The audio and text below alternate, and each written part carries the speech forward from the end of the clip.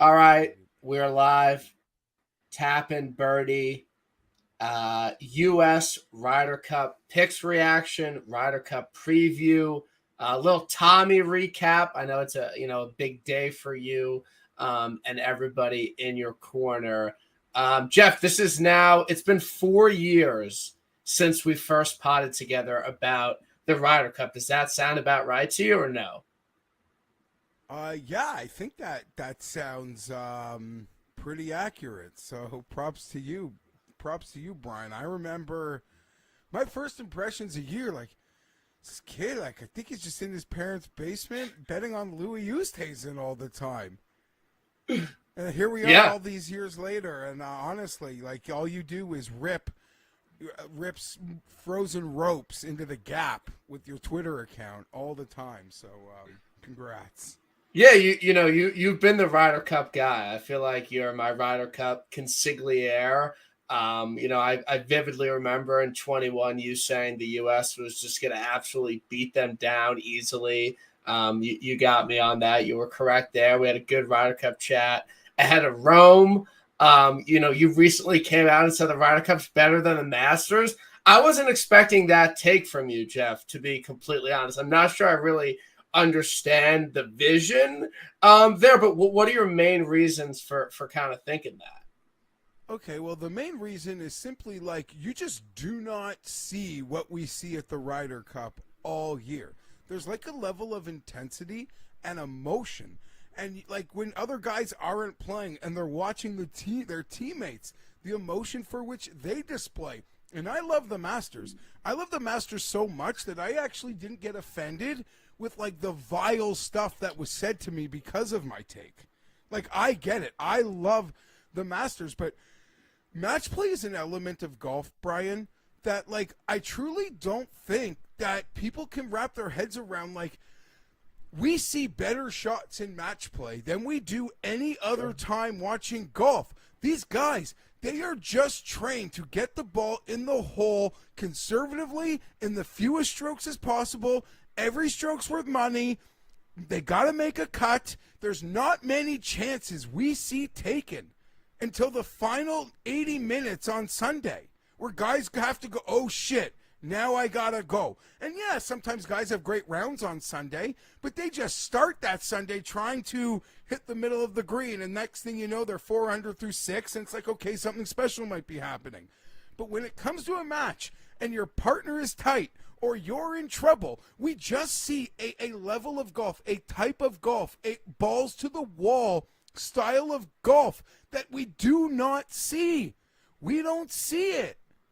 And that's I why it's so great, let alone the talent level that's involved, the rivalry that's involved, the crowds, and we're all hardos from, like, when you love golf, I could be wrong, but who loves golf as their first love? If you're me, it's like it took me to, my biggest regret in life is that I didn't play golf and love golf at 12 years old. Like, I watched Tiger with my dad, but I didn't want to play golf. I didn't want to go to the course with him. I didn't want to learn how to chip, and now I wish I did. But it's like we all grew up loving baseball, loving football, loving basketball, or loving hockey. And like the concept of those rivalries and those battles and those playoff games and like team versus team. And that's how we did sports, right? Like, so it just feels like the most natural version of sports and golf is a sport I love. So it's like the format that I love and the sport that I love. Yeah. When they collide. And don't get me wrong, like other than Ian Poulter, there's not a player who's built a legacy, at least in our generation, because of the Ryder Cup. Like Seve, all-time great Ryder Cup player, Yeah. but he's known for being a 6-time major champion. The Ryder Cup is usually like an icing. So legacies aren't built at Ryder Cups. That's for the Masters. That's for the majors. I understand that, but there's something different, and that's just, it gets me. It just gets me different. And the other part of it, Brian, I'll be honest, there is no way I'll watch 4 days of the Masters, like every minute of TV. I don't like the early going. Like, sure, it's nice, it's Really? fun, but if That's I gotta run an surprising. errand, no, I don't. I don't even want to sweat on Thursday. Like, I don't want to be. This is just for regular golf, Masters to John. Like, I don't even like. the Ryder Cup is formatted in a way where I literally will watch probably every second. And if I don't, there's a good chance I'll like record it and watch.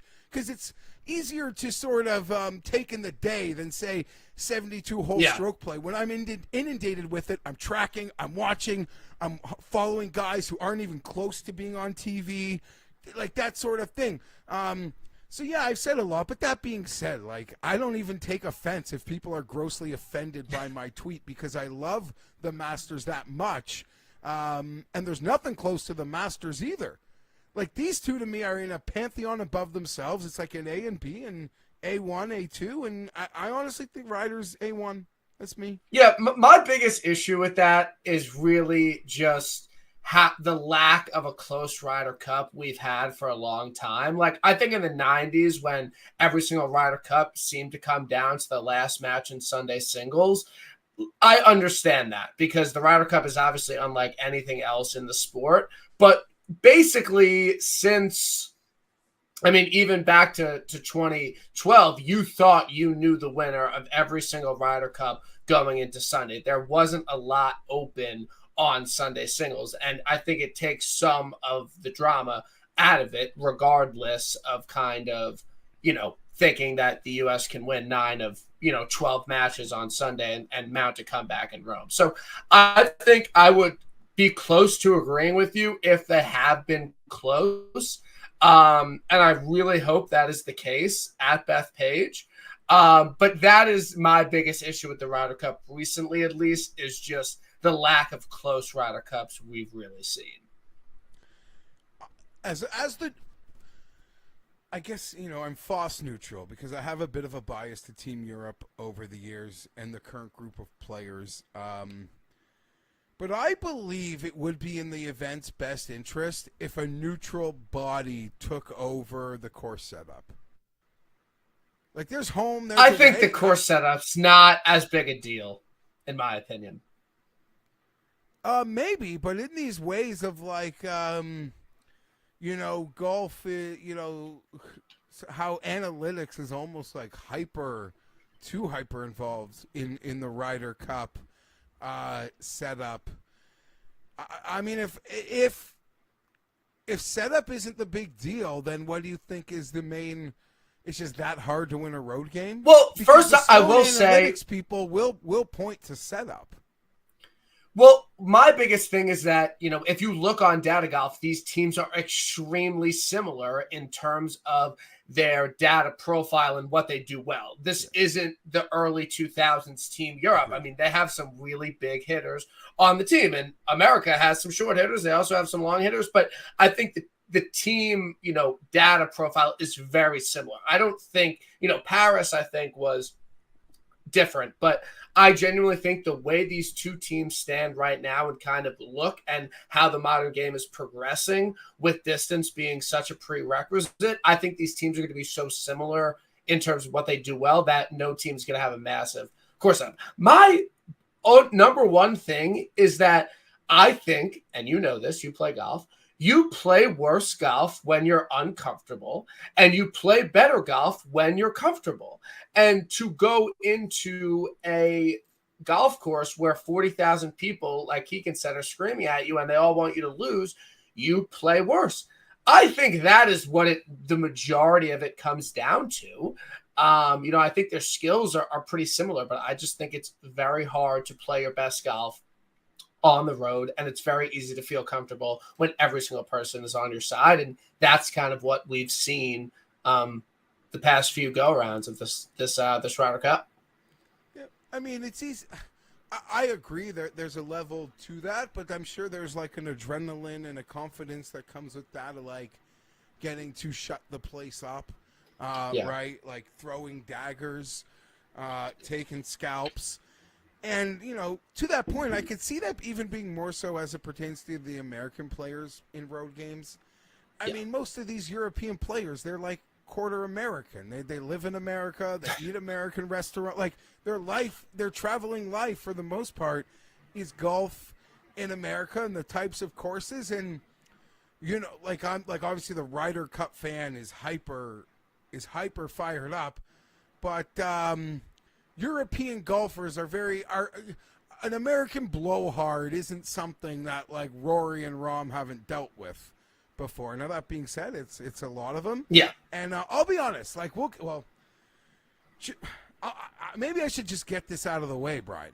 So I've long like stood that I've got Europe +1. Wait. Can we talk? Can we talk Tommy first? Yeah. Sure. Yeah. Let's. Can we talk Tommy first? Before? Yeah. I hate to cut you off, but I don't want to get lost in Tommy because I do think it was a pretty monumental. I thought it was a really impressive summer for Tommy. I think the way he battled back from two pretty bad blown tournaments to win at East Lake was very admirable to see, and it was a great story because I think as many, they showed all the top three chances he had to win and all the top threes. It's like one of those top threes was on the Masters when Rahm won. He legitimately had no chance to ever win that golf tournament. So are we good? I feel like he's put himself more in contention and actually in position to win golf tournaments recently, which he hadn't in the past. And I thought that was really great to see. Geoff, am I good? Yeah, you're good. I heard that rant, and now you just sort of bailed out. He was good. Okay. Yeah, no, I don't see you, but I hear you. Okay. My Wi-Fi's not great. My Wi-Fi is not great at the moment. Well, your audio hasn't missed a beat. I agree. I think the amount of... Okay, all right. Sorry, we good? I don't know if B's got me now.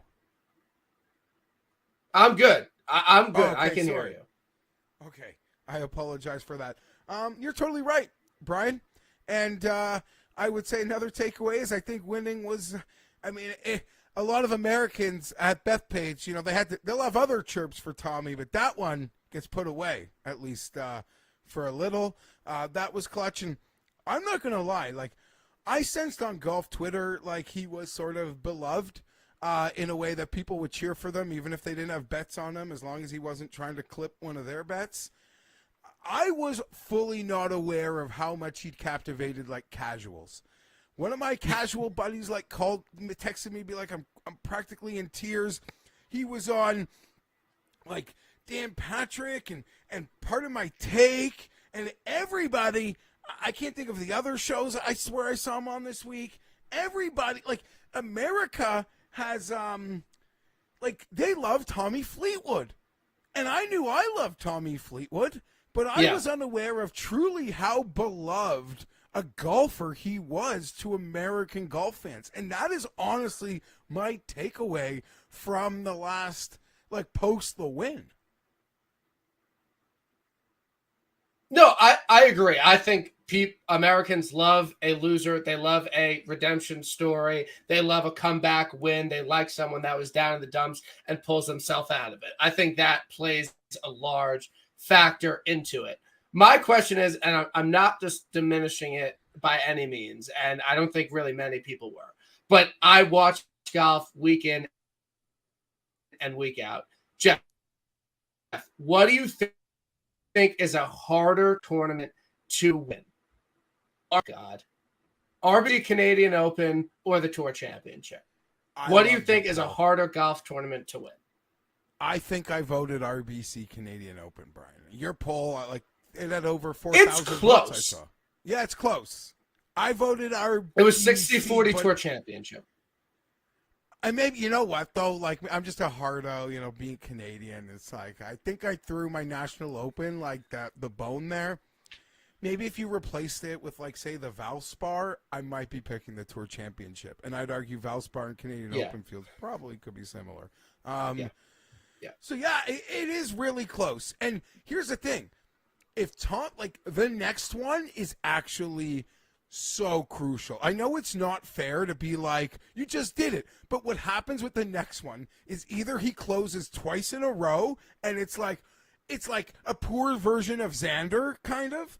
Or it's like, that was just a 30-man thing. He chipped Cantley. Scotty kept making bogeys. it will be discredited quickly or acknowledged depending on what happens next. And, you know, we watch golf all the time. There are guys that have won like 20, 15, 12 tournaments. Rory even, like the amount of times he gets called like a bum or a choker. So to think Tommy Fleetwood has just going to shake this because of the Tour Championship. No. But you nailed it, Brian. We might, if all we won was the graphic not being able to go up, then that's enough for me. Because that graphic was torture. That's a win. You like as a Fleetwood Hardo, that graphic not showing up is as big of a win as like it's always just shoved in your face. So that's gone. And maybe next summer there can be like some Molinari magic, like just this guy who's just comfortable at contending and nibbling something can maybe then like have that confidence when we ramp up through some of those big events. I'm excited to find out.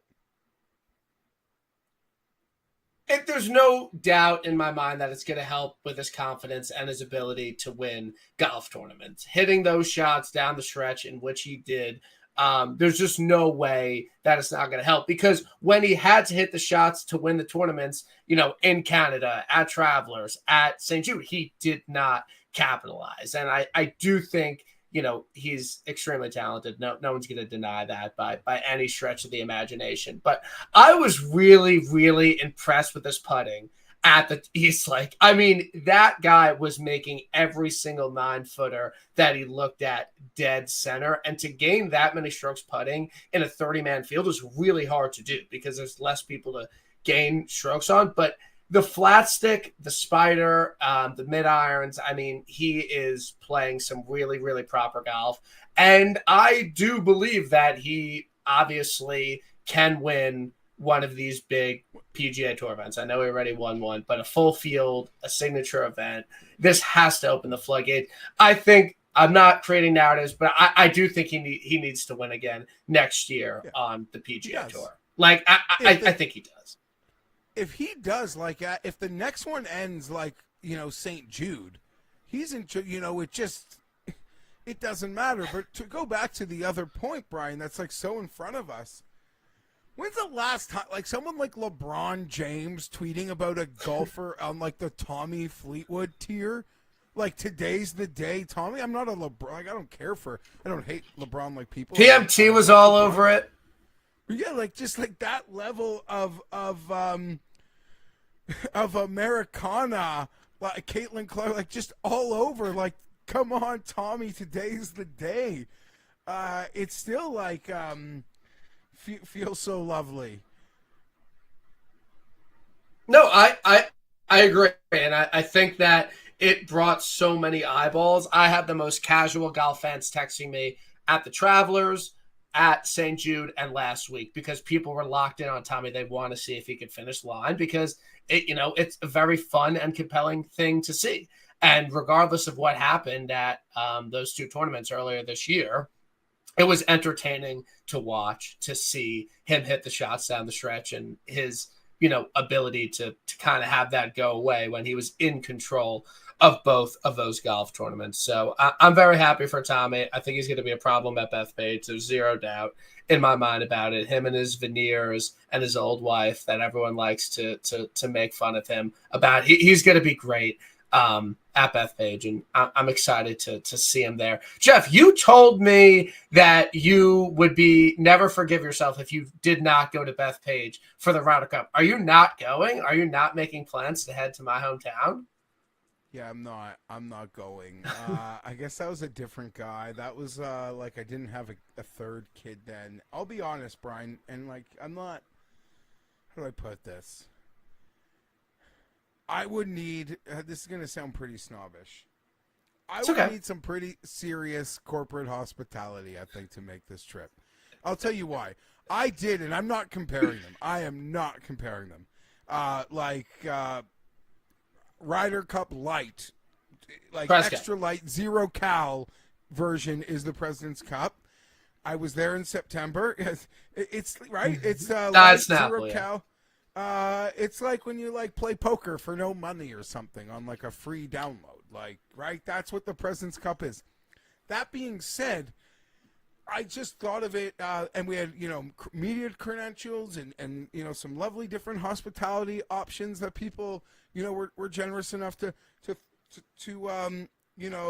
enjoy treat us with. It's just impossible to watch golf. I did not to see a shot at the President's Cup. It was impossible. You have to you gotta wait, camp out 3 holes before the groups come through. So then you're just standing, which is fine. And then they come through, and then you don't see anything again. Maybe on Sunday. Sunday's awesome because it's sort of like a regular tournament. 12 of the 16 holes are at least active for a majority of the day that you could just loiter from here to here and you're fine. It's just not a ton of golf. And all of a sudden, Brian, I was in my 30s when I said that. Now I'm 40, and I literally just see going to the Ryder Cup as a day in the drinking tent, hooting and hollering, which don't get me wrong. That is attractive, but it's not you're not seeing any golf. You are going to just drink beer, cheer, have a blast. I don't mean you're not going to have a blast if you don't see golf, but yeah, so that is there's 4 groups on the course. Typically in a PGA Tour event, which the Ryder Cup sells way more tickets for, there are more people at a Ryder Cup, and there's only 4 groups on the course where there's typically action on 18 holes. You can't see shit Friday, Saturday at the Ryder Cup. You cannot see anything. You're not going to see a ton of You need stuff. one of those binocular telescope things that look over the crowd. I saw people rocking in Montreal. At least at a regular event, I can just loiter around and my head's on a swivel and there's just golf shots happening everywhere. No, don't get me wrong. If I walk into the group with the premium players, I'm going to have to do a little workaround to see what I want to see. But for the most part, for the whole day, it doesn't matter where my head is turning. There's bodies and there's golf shots. That is not the case at the Ryder Cup. Hence, you are just going to a drinking tent where some golf for $1,000, for $1,000. You might see some golf happening. So that's my case. And the hordes of people on property with 4 active holes, I don't need to tell people the math. So after experiencing the President's Cup, Brian, I kind of had this you know what? Dude, that's all good, man. There's just really no way. That being said, if you got some lovely corporate hospitality, there's always a place for you to go, just relax a little bit and then go back to the party. And then at least with that, there's the moments you'll get to see everyone come through in at least where your hospitality is located. Opportunities to recalibrate away from the hordes. That's me, but I know I acknowledge that's a snobby POV. And I will be jealous of everyone there, even though I said what I just said. The FOMO I will have. I don't know if you're going, but from seeing you and a couple of the guys, take a great group shot. I would spend $1,000 just for entry into the merch tent. Okay, that's where we'll have to get you some stuff. I will be there Sunday. That would be the only day I would go. I would rather watch Friday, Saturday from the comfort of my own home. Yeah, Sunday is the day to go. I think I'll be in a corporate box on Wednesday for a practice round, but there's not going to be nothing going on. Truly nothing going on Wednesday in a corporate box. Also, little preview. I don't know if I'm doing another pod for the Ryder Cup in this scenario, but it is very, very likely that I will be doing a live podcast with a former Ryder Cup player in Farmingdale Town, right outside Bethpage, that will be broadcasted out. So that will be unbelievable. 3-time Ryder Cupper. You might know who I'm talking about. He does commentary for Sky Sports, but we got some big things coming. Kind of a work thing. It's a TIBX work thing, but we're doing a bunch of corporate stuff. So be on the lookout for that. I don't know if I'm going to do a Napa pod, but regardless, great content coming from the Ryder Cup in my backyard. It's affecting my golf play a lot because with all the courses closed, every other tee time's booked. So that's a bit of a shame, but I will take it. Let's get into it. The U.S. Ryder Cup team, Keegan Bradley, has made their 6 captains picks for Bethpage. These were the 6 golfers that were minus odds on DraftKings. They were the 6 golfers that I think most people that really follow and love the Ryder Cup and no ball, as you say, would want on the team. These were pretty much the 6 most obvious picks that he could have made. JT, Colin Morikawa, Ben Griffin, Pat Cantlay, Sam Burns, and Cam Young will be rounding out the team. Well, what are your initial thoughts as a Euro backer? Keegan nailed it. It's like when, you know what it's like, Brian, when you've bet a football game and the other team's got like a 4th and 2, a 4th and 4, and you're like, please punt, please punt, please punt. And then you see the coach and the quarterback huddling, and you're like, or even kick the field goal. Like, I just did not want them to go for it. Like you're betting, you're just like, don't do the strategy I want you to do. They did it. And I thought Keegan nailed it. It's all out there. I don't need to go. Anyone watching this is a hard out. He put himself before the team. I think we all, the reason we all thought he would play was because we knew how much playing meant to him. And in the end, in our minds, whether conscious or subconscious, we were like, wait a second, 23, that happened. Now he's on the team. We know what would have happened if there's another captain, but the kicker was, in our heads, we're like, if Keegan doesn't play this year, he might never play again. He may never get a chance to play again. And then he hit a home run.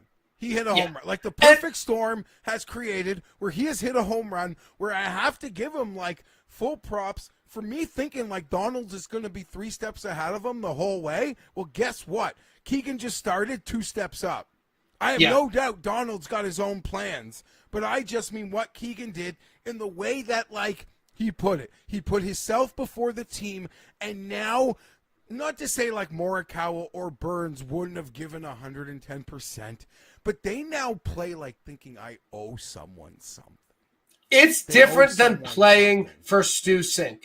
It is so different than playing for Stu Cink or Davis Love or Zach Johnson. I really think this U.S. team, players and captain, is in a really, really good situation because they have a captain that is connected to the players. And I think the U.S. is more player run than Europe is. They have a captain that is a peer and that they want to play for. And I don't know how Stu Cink or Brandt Snedeker would be galvanizing for this group if they went the traditional route. And I don't necessarily feel that bad for Keegan Bradley and all this, given that he can't play. One, because it's harder and more exclusive to be a Ryder Cup captain than it is a player. He will live in infamy if they win, and I do think they will. And even if they lose, it's such a privilege that he's still going to be so connected to this Ryder Cup either way that I don't feel that bad that he doesn't have the chance to play, if that makes sense. Well, I'll be honest, you could argue it's all on him. It's all on him. He could have rejected it and just tried to make the team. Yeah. Sorry, someone asked me if I want a tea time on Saturday. You got to play.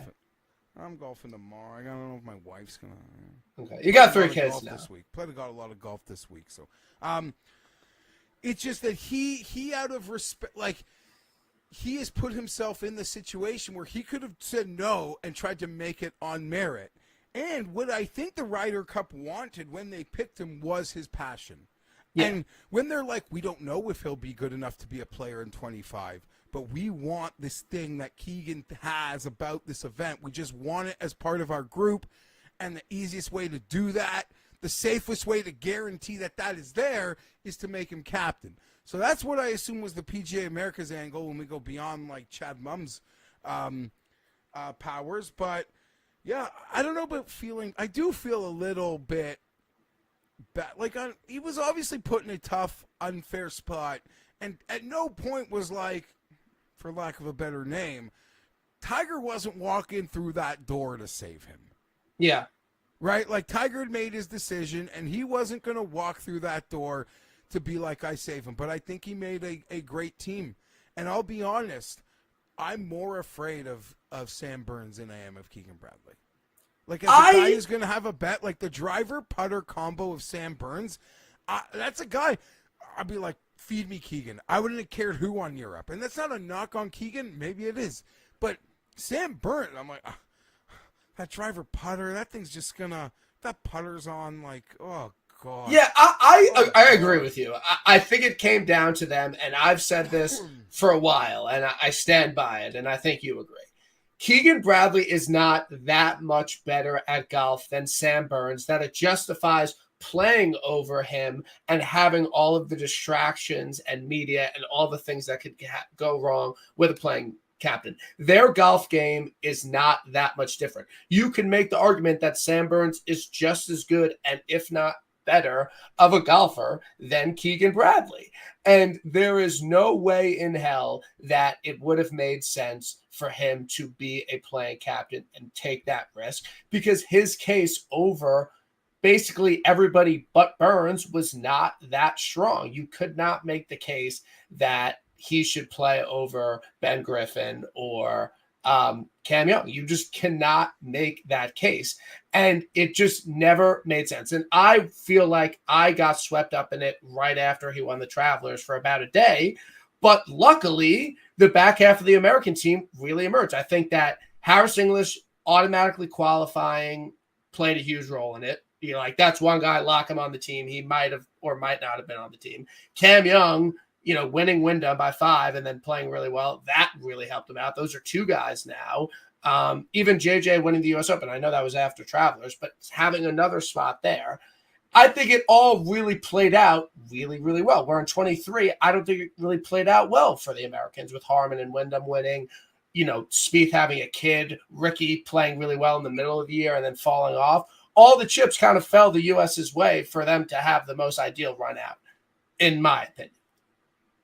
You nailed it, and I think even Keegan acknowledged that himself, that the only time he considered playing was after the Travelers, and at that moment, some guys on the U.S. wagon, like, were just, like, just a few of guys, like, he needed to see Griffin finish the year. He needed to see Sam Burns not win, but just start being Sam Burns. Like, those sorts of things where it's like, listen, we're out of spots. And credit to my man Tim Anderson, who from day one never relented. He said Keegan will not play.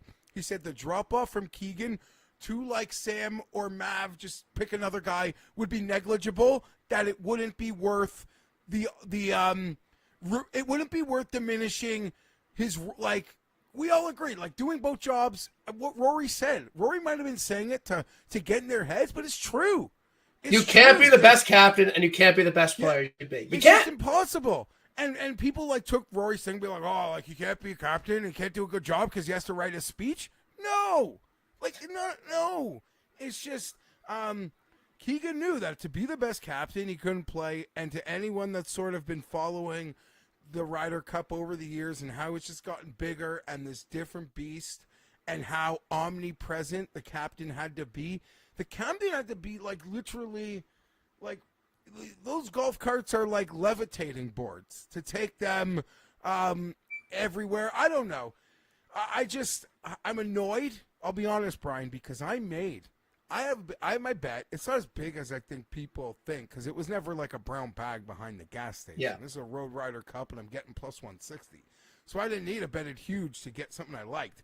But I made 2 re-ups throughout the year at plus 155 and plus 150. And you know what I did today? On one of those re-ups, I took a full cash out. Just straight cash it out. Straight full, bet for bet. No. I liked what happened today too much. That yeah. I'm like, and I made those re-ups Post Travelers, he's playing now. He's for sure playing now. Yeah. They're not going to be able to not have him play. Yes. That was my and I was fully adamant, and I'm one of these people. I know people could debate like the captain's role.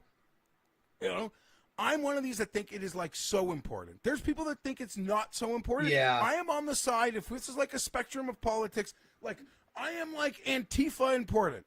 Or like for whatever the other Proud Boys level importance. Like I am at an extreme of how important captain is. And the only thing I could think of today, just to not make this a politics thing, but like, because I think Keegan crushed it. I do. I think what he did today crushed it. And my only hope was like, maybe like I'm worried today, but I was worried after, the Kamala's convention. It felt like, the vibes are high, things are great. But then, like, we're off the adrenaline of that and things level. It's like, no. The convention bump, as they call it. The convention bump, Like, because he crushed it. He crushed it today. So there is like a vibe bump. And I felt it. And I'm on the other side. And as I just acknowledged, I relented a little. I could still get a full cash out on my other ones. Okay.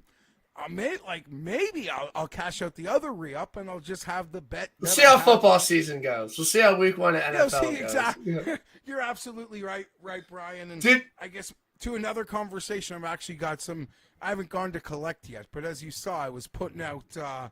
I got some nice Cantlay bets. Yeah, because you're a huge Cantlay fan. You love the guy. You're one of his biggest defenders.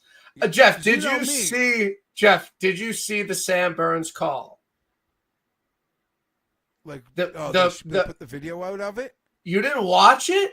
So I'd be honest, Brian. I told you I was at like the state fair with my kids the last few hours. I have not seen it. I'll watch everything. I watch everything that Ryder Cup Geoff, socials. Yeah. I was ready to run through a wall for Keegan after. I don't think he could have handled it any better. And I think the best part is Sam goes, I know how tough this decision was for you, and that shows how great of a leader you are, that you're willing to put the team over yourself, and we know how much you wanted to play. And Keegan says to him, you're a captain's pick. That means everybody wanted you on the team, all the vice captains, all the people that made it. They wanted you on the team. You're a captain's pick, but I need you to play as a top 6 guy.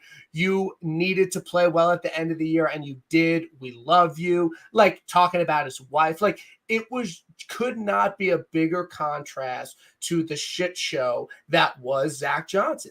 Keegan has handled every single portion up till now better, way better than Zach Johnson. And like we said at the top, I think it's going to motivate, not that they're not going to be motivated, but to see the sacrifice he made and to see how unselfish he was is going to motivate these guys to play well and be 100% ready to go. And I think that is something that you're not getting from an old captain. And it just worked out really, really well. And I feel great about this American team on home soil.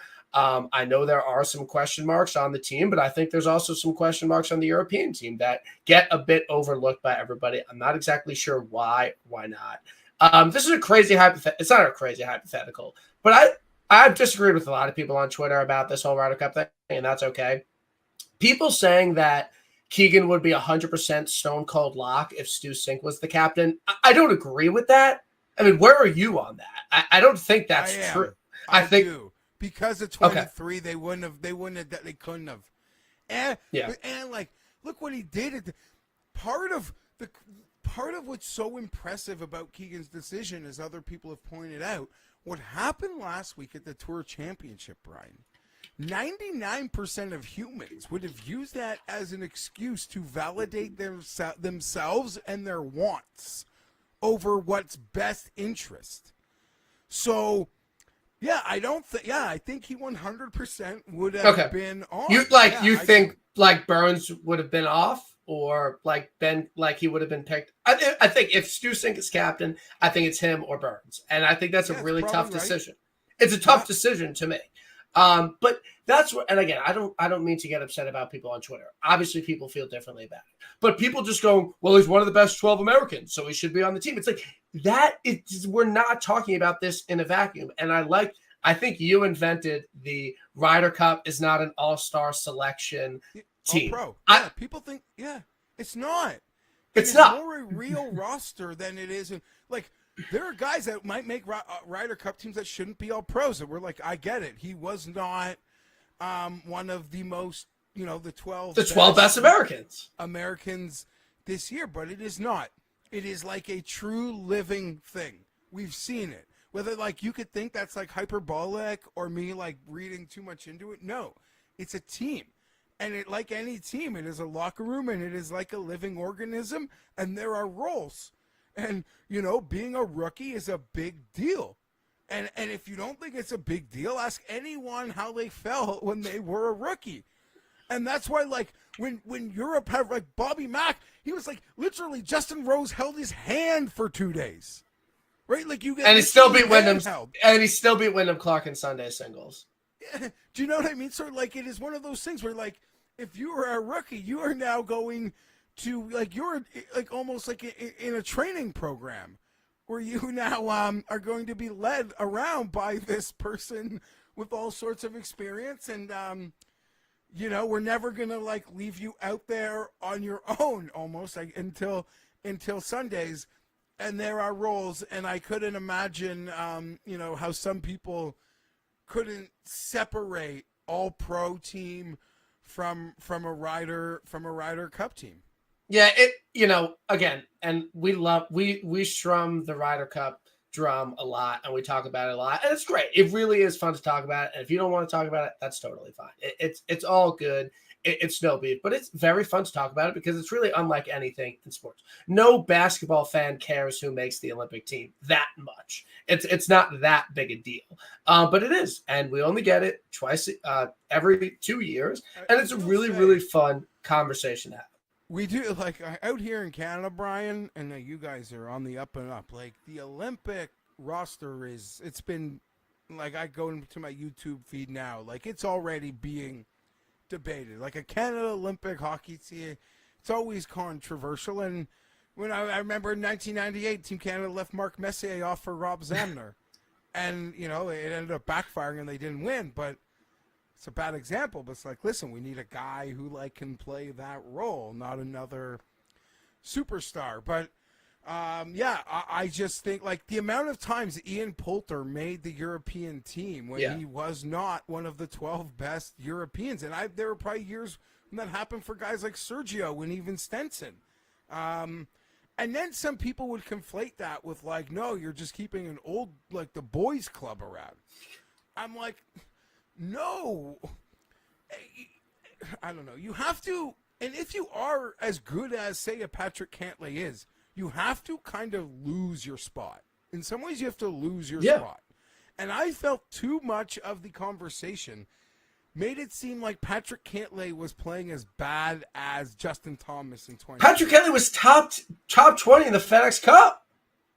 And, like, I don't know did you see today when Keegan introed Cantlay? He's born for this. Born for this. He gave his head-to-his match play record as, like, his entire life. It's like 18-6-2. And, like, that's the stuff. Sorry, I couldn't lead it.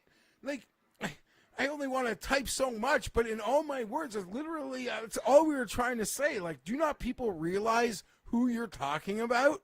He had an 8-footer to not go dormy in Rome when the entire arena was screaming at him, made it, throws a dart on 17, all square into 18, and then makes a 40-footer on 18 in front of everybody and stares down Rory. There wasn't a single player other than Max Homa that did anything remotely even close to what he did in Rome. I mean, even at the President's Cup, he had a pretty average year last year. And he made a 12-footer on 18 to win the match. I mean, he's at his best in the Ryder Cup. I mean, I'm glad Morikawa sucked because it kind of took a lot of the light off Cantlay at the end, and I couldn't do the debate anymore. And I tried to say, like, I said it to Mayo a few times. I'd say it in tweet arguments. I take heat for it when I am like, this is the closest thing America has to a Poulter. And maybe it is. Patrick Cantlay, when he plays well in a major, it kind of surprises us. Yeah. So he has, don't get me wrong, like there's different rules for different players. Exactly. And he has proven that like majors don't matter to how he's going to play in one of these things. If it's an unproven player, then of course we have to hold them to some bar as it pertains to major championship performance. But Patrick Cantlay, in my opinion, wasn't one of these players. And I literally at the time and even now will die on the hill that at 0 times did Keegan Bradley call Kevin Kisner and be like, should we be worried like maybe PC isn't going to be on this? I don't think it ever got to that. No. With Morikawa, it might have. It might have. They might have said like, we need to, let's just wind the clock back a bit and like talk through this. I don't think that it ever got to the point where they had to talk through, is Patrick Cantlay going to be on the team? And it was a litmus test for how hated he is. Yeah, and again, it's fine. If you want to hate it, like, it's true. I hate him. Yeah. People like think I stand for him. I stood for him on this subject because I am a Ryder Cup aficionado. I will just say that. Self-proclaimed. Not like anyone else's. Self-proclaimed. So on this subject, I just never believed that this thing was ever going to be in doubt for Patrick Cantlay. And there was just not enough good Americans, and he didn't play bad enough to create the storm for which he wasn't going to participate in this season, in this event. Yeah, and I think it's largely true for Morikawa as well. I know a lot of people have put it out. I think Jamie Kennedy, or I forget who exactly put it out, but the vast majority of strokes at the Ryder Cup are won from tee to green. They're not won with the putter. Everyone thinks, they're won with the putter and everything. What Morikawa gives you from tee to green in alt shot is great. I mean, he's only putting on half the holes. Like, you need Morikawa there. There was never a world in which he was not going to be on the team. Would you, as a Europe bettor, would you rather have Colin Morikawa or Maverick McNeely? You would rather have Maverick McNeely 10 times out of 10, not even a question. And Keegan said it. Bradley. I mean that. Yeah. I'd rather have a distracted Keegan Bradley than Colin Morikawa as someone with Europe bets. But the notion that I was out there standing for I've never heard. It's amazing that people know how I treat the players I like and that I want to protect. I don't call them unmarked white van driving psychopaths like I did as it pertained to Patrick Cantlay over the years. So that's not something I say about the players. Even at their lowest points, I will still protect the guys I truly am a fanboy for. And Patrick Cantlay isn't one of them. But people were calling balls and strikes very unfairly with him in this process. Yeah, people just see him slow on TV. I don't want him on my team. And the same with Colin. I think the Colin hate is, I understand it, but I don't think there was someone realistically you were going to give a spot away to. I just don't. I do think that he will play well. I do think in alt shot, you got to have Colin out there. I really do. I think that he will play, I don't know, first session.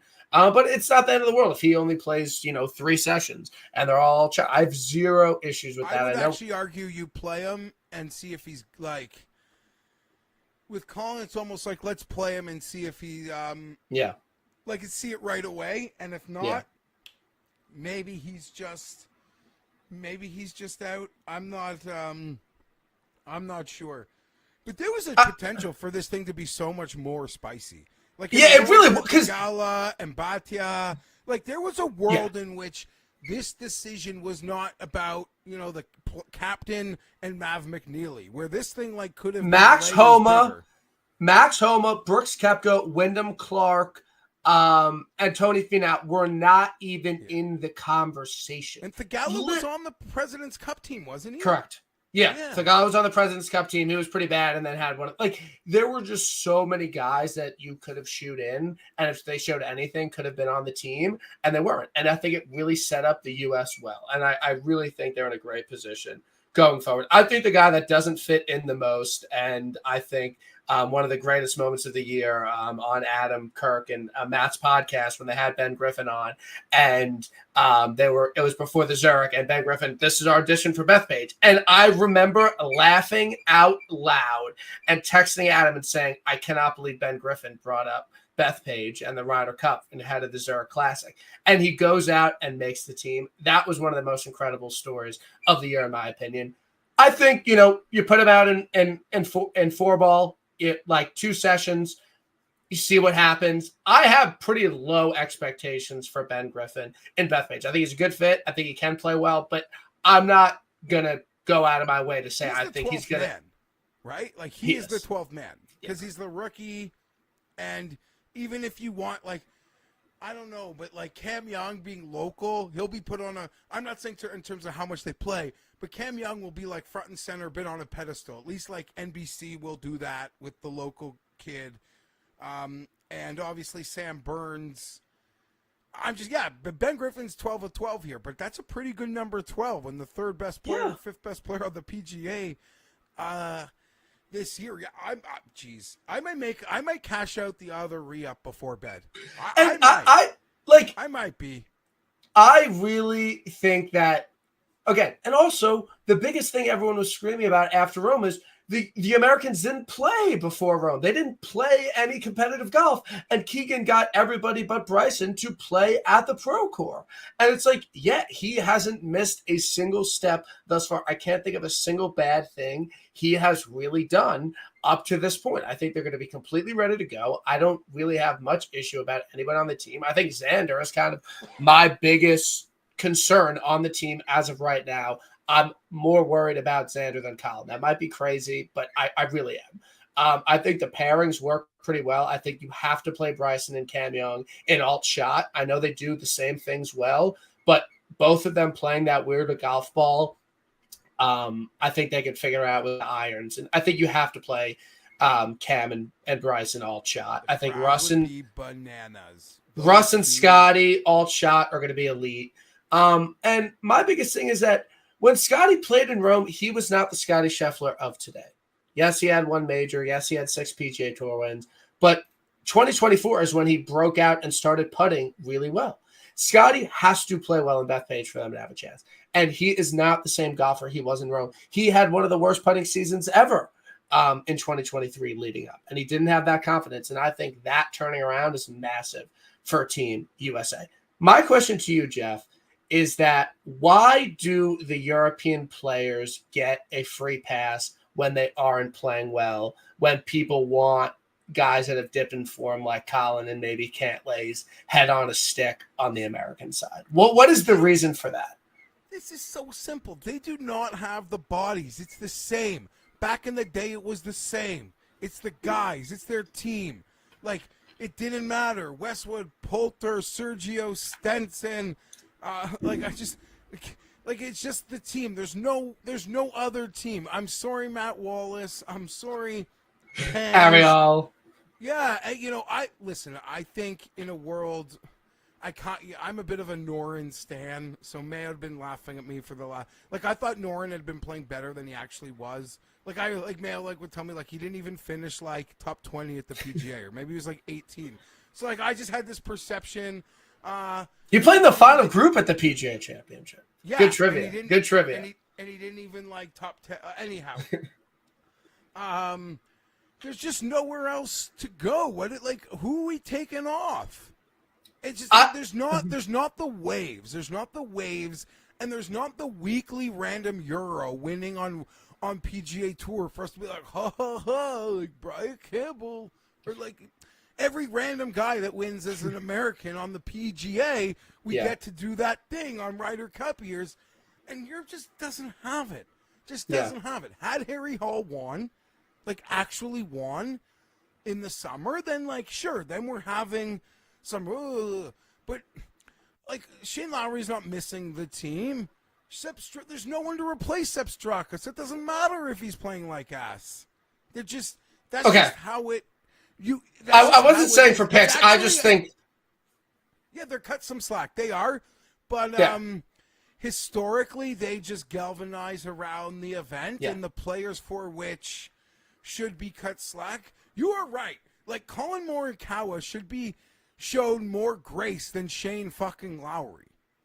But he's not. Like, and again, he should be, but he's not. I agree. Like Tom and Marty's is tweeting out, I'm worried about the U.S. Their top guys aren't informed. I'm like, so what about Ludwig, Hovland, and Shane? And he's like, well, Shane will figure it out. I'm like, well, then why won't Xander figure it out? Or why won't Colin figure it out? Like, I just don't get that. They're more likable. I get that. Can we go through a quick exercise and then we'll get out of here? I'm going to go through the 2023 team, and I want you to say if they are better or are they worse than they were headed into 2023. Are you good with that, Geoff? Yeah. Okay. Rory McIlroy, do you think he's better suited going into Bethpage or into Rome? He's like better, I think. Okay. I think he's pretty even, yeah. Slightly a little bit better. I think I'm fine with that. Rahm is undoubtedly worse going into Bethpage than he is going into Rome. Yeah. But I don't think it's as I don't think Rahm's going to be nutted up for this. I'm not thinking there's no American who's like frothing to catch this guy. Trust me. That's fair, but he is not remotely right. the Based same. on the question, it's got to be down. Sure. Bob Mack. Bob Mack's better suited. Bob Mack, I think, is better suited off. Hatton, I think he's even potentially a little bit better. Okay, He's proven something to himself. Better. Matt Fitzpatrick. Worse. There's just been some dips. If this was like 3 weeks ago, I might have said like same. But no, no. There's more question marks today than there were 2 years ago. Tommy Fleetwood, obviously better. No question there. Sepp Straka. I would say the same, but people say better. Yeah. What do you think about Sepp Straka? I mean, the form is the dip, but like the guy is better. He's performed in majors. He's won more tournaments in 2 years. Like, I think we have to say better, despite it's been a tough month. I'd argue he's more prepared to sort of what. I gotta say better. He's a fade for me. I'm gonna target him in Bethpage. I think I don't think the course is good. I don't know what's going on with him. I'm targeting 100% Sepp Straka at Bethpage. I think he will lay an egg. I feel solid about that. Justin Rose, better. I think it's better. Yeah, right. Holy, better. Oh, well, we miss Hovland. Hovland worse. I mean, not even. He won FedEx Cup. He had just come off of dominating the FedEx Cup. He is worse, but Hovland, like any great player, like Xander, it's like how hard. He's not like taking 2 weeks vacation. Hovland is like grinding to find something. I know Xander's grinding, and even like to a Matt Fitzpatrick, like there's just so much time. These guys are so good. Like there is enough time for them to sort of solve a thing. I just want both sides to be able to figure it out. Like I don't, and I'm not saying you're saying this. I don't like everyone saying the Europeans are just going to figure it out, but the Americans can't. And like I think the U.S. No, I'd say what Colin.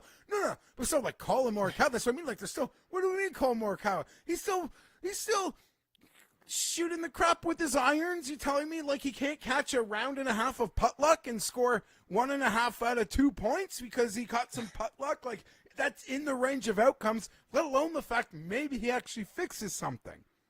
Then they can all fix it. They're all at that level where the fix seems like a nose hair away, like just one, like the smallest click in something, like that's what it was. And no doubt. Like I'm not one of these people that would be shocked if Morikawa has an incredible Ryder Cup. There's too much time. I think a lot of people now. might be. Yeah. No, but there's just he's any player of that level. There's just too much time. There's just too much time for Victor Hovland to tell me he can't fix something because he's good at doing it. I honestly, in all seriousness, I think Fortinet BMW will be fun. I think it will be fun for the Colin Xander, Shane Lowry, Sepp Straka, Hovland crew. I do. I really think that it will be interesting to see how those guys with some question marks play that week leading in. Would you rather have Nikolai or Rasmus? Would you rather have 23 Nikolai or 25 Rasmus, or it's a total flip of the coin for you? Because it is for me. I'd rather have Alex Noren. Okay. I know. I'm crazy. I think this is interesting. You might poo-poo it. Ludwig, better or worse going into 23 or 25? See, that's like a tough one. Yeah. Because after 23, it was literally just like a summer where he like dummied Detroit and won European. Like, I would say he has to feel more comfortable for what is coming. He's won multiple times on the PGA since that Ryder Cup. He is like spent a year and a half. Like he's finished second at the Masters since that Ryder Cup. He had a great U.S. Open since that Ryder Cup. I know he underachieved this year, but I would still say better. That could be controversial, but no, I think he is better, but it's close. Like, I don't think Ludwig going into 2023, that golfer, is that much different than this. Like, I think because he came out so hot and the talent was there. Ludwig, the guy you have to like bet at 18-1 every week or something, has like a negative connotation. But Ludwig versus Ludwig of 2 years ago, I don't know how you could say like he's worse. No. I don't know where we'd get that. I know. Yeah. Yeah. I don't think he's leveled up an insane amount since 2023, which I think, some people have to a certain extent. I'm pumped for Bethpage. I'm very, very excited. I'm excited. I'm not really excited for Monday and them doing their captain specs. It's just going to be the same people. I think, like I just said, I think Fortinet, Safeway, Procore, and BMW are going to be awesome. Are you going to be betting DP this next couple of weeks, or are you saving up for football? I got one single bullet this week on that Nakajima fella. Barov? Honestly, before I even spoke to any of them, but I was flattered that Barov, Cooley, all of them. I've watched this guy play twice. He impressed me. Mayo forced me to make a pick on Monday. That's who I got. I won't be. It's a long weekend here. It's last weekend. School starts next week. This has been a really bad week, Brian. The week between like camp and school. Yeah. Kids around. Tough. Yeah, well, things are good. We got Labor Day coming. I'm going to the U.S. Open Monday. School and football. Oh yeah, I'm so excited for school to start. I'm so excited for football to start. I'm actually very excited that the PGA takes a little time off. And damn it, that Ryder Cup is going. It's going to be next level. It's going to be next level. I'm pretty amped. And if Keegan wins, he'll do it again probably. Yeah, I heard No Laying Up was talking about that. I don't know. I mean, I don't know. I don't know. Yeah, you copy the European mold, and then it'll be like the Euros. They'll be chanting one more time, and then at the presser, Keegan will say, "We got to win a roadie," just like after US wins by 6, and it was never close. Then we'll get all hyped for a Dear Matter with little Justin Rose. Captain. But yeah, the U.S. got to figure out their captains going forward. Anyway, I'm taking some time off. This is it for me for a little bit until the Ryder Cup. I'm not betting, taking some time off. I'm saving some money. No one be concerned about me. But Geoff, it was a pleasure to have you on. And, we'll see you soon. I wish you the best of luck with your Chargers this year. And congrats on Herbert with Madison Beer. That's quite the accomplishment. Yeah, so I don't know much about her because I'm a boomer, but I've been told good things, and I literally was on the internet today thinking I should buy a T-shirt of hers. Yeah, I think that'd be good. Support, but I literally it would almost go in my Chargers gear pile. My Madison Beer T-shirt. People would get it. I think if you wore that on a Mayo show, I think that would go over really well. I think you should get a Madison Beer shirt. Yeah, and I want you to know, as much as I'm on Europe, Brian, I bought, I know people don't like them, because I just love America, golf or no golf. I bought one of the hats. I like it. Nice. Which one did you go with, the white or blue or white. what? The white. Okay. I almost that's got the blue one with the U.S. flag on it. That one kind of hit me a bit, but I don't know. I got the white USA one. It complements my President's Cup USA hat well. So trust me, we know you love the U.S. We know you love the US. I'm always backing you guys. I'll get you some stuff at the pro shop. To ever cheer for like I love USA so much more than Europe. So sometimes I have these moments like I can't believe I cheer for Europe over USA. But I might sneak some sweet nuts. And I could go early before the event starts. Yeah, I might send you. Yeah, I'll probably send you a little cash too. I don't want to make you go out of pocket to help me, Brian. Yeah. Okay. I really appreciate that. Now I'm of course I'm down. Okay, Brian, we'll do it. You're awesome. Congrats. You're awesome. Enjoy the Geoff. time off. I look forward to still seeing your frozen ropes on Twitter. Yeah, we'll try. Per usual. All right. We'll see everybody soon. Everyone have a great night. And thanks for listening.